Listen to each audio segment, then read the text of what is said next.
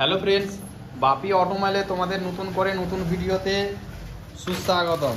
Friends, আজকে আবার একটা নতুন স্কুটি কাজ দেখাবো। তো সেটা তোমরা দেখেছো, নতুন একটা স্কুটি লঞ্চ করেছে, তাও অনেক দিন হয়ে গেল। এই ইয়ামার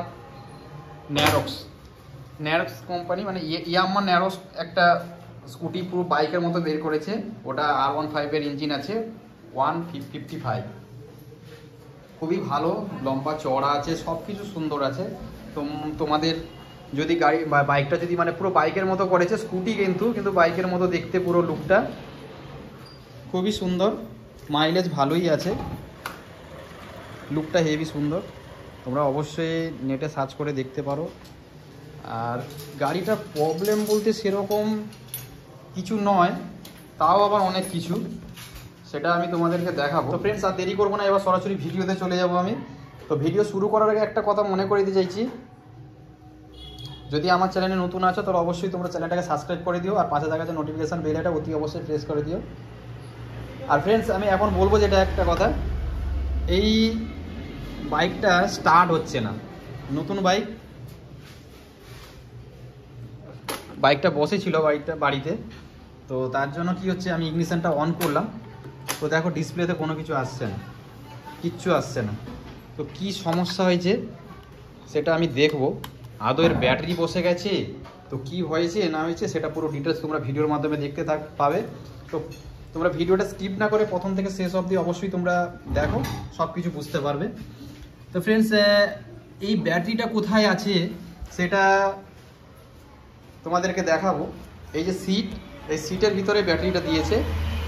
এই সিট খুলতে গেলে কি করতে হবে, চাবিটাকে অন থেকে অফে একটা বোতামে আসতে হবে। এখানে 3টে ঘাট আছে, মিডিল পয়েন্টে আসতে হবে। এসে এই যে এখানে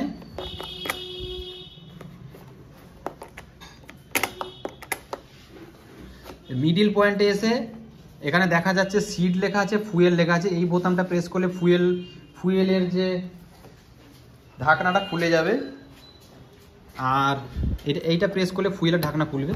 এই যে এখানে ফুয়েল খুলে গেল, এখানে ফুয়েল আছে, এই যে ফুয়েল ঢালা হয় এখানে।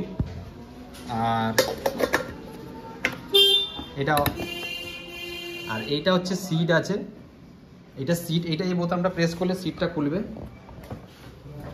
এই সিটটা এটা খুললাম।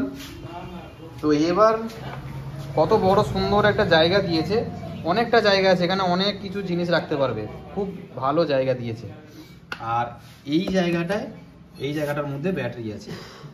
তো আমি এই ঢাকনাটা ওপেন করতে গেলে দুটো স্ক্রু আছে, এখানে একটা স্ক্রু আছে, এই স্ক্রু দুটো আমি খুলে নেবো। তো চলো ফ্রেন্ডস, আর দেরি করবো না, আমি এখন এই দুটো স্ক্রু খুলে ঢাকনাটা খুলে নেবো, তারপর দেখবো ব্যাটারিটা কি কন্ডিশন আছে না আছে। তো তোমরা ভিডিওর সঙ্গে জুড়ে থাকো, দেখতে থাকো। ফ্রেন্ডস, এখানে স্ক্রু একটা খুলে নিয়েছি, এখানটা এদিকে একটাও আছে, এটাও খুলে নিয়েছি। এবার দেখো এই ব্যাটারিটা ভালো আছে কিনা আমি মাল্টিমিটার দিয়ে চেক করে দেখব কতটা ভালো আছে, তারপরে আমি তোমাদেরকে দেখাচ্ছি। 20 ভোল্টে রেখে দিয়েছি এখানে, এটা মাইনাসে এখন 0 আছে, মাইনাস, এটা পজিটিভ।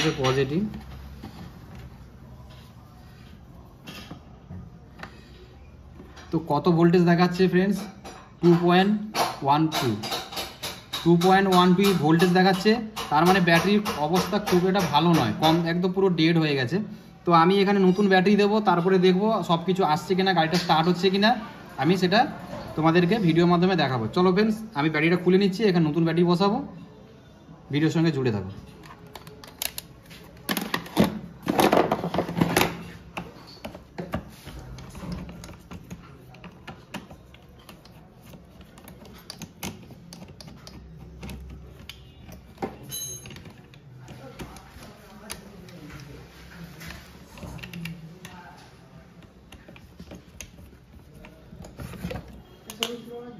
এ ব্যাটারি আছে, TZ7 আছে।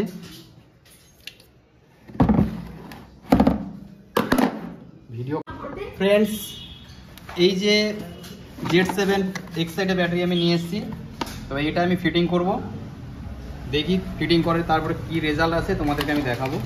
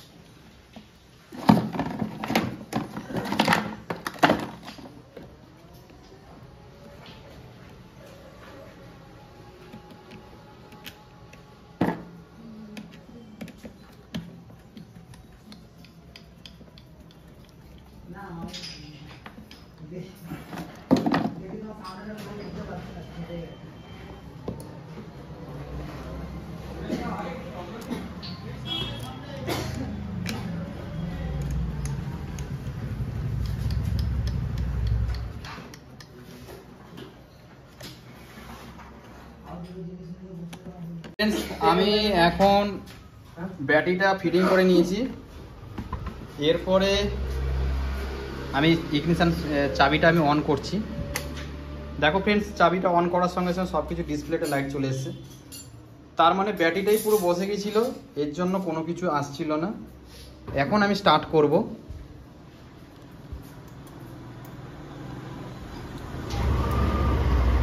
দেখো ফ্রেন্ডস, স্টার্ট হয়ে গেছে।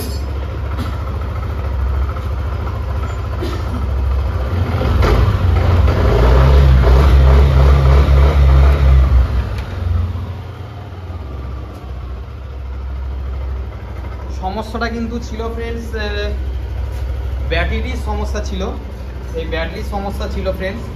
তো এখন গাড়িটা পুরো স্টার্ট হয়ে গেছে। আমি হরেন ইন্ডিকেটার সব কিছু দেখবো,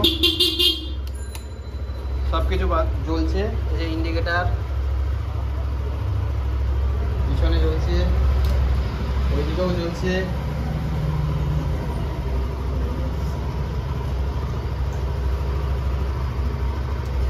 এইদিকেও জ্বলছে, হেডলাইটটাও জ্বলছে, কোনো অসুবিধা নেই।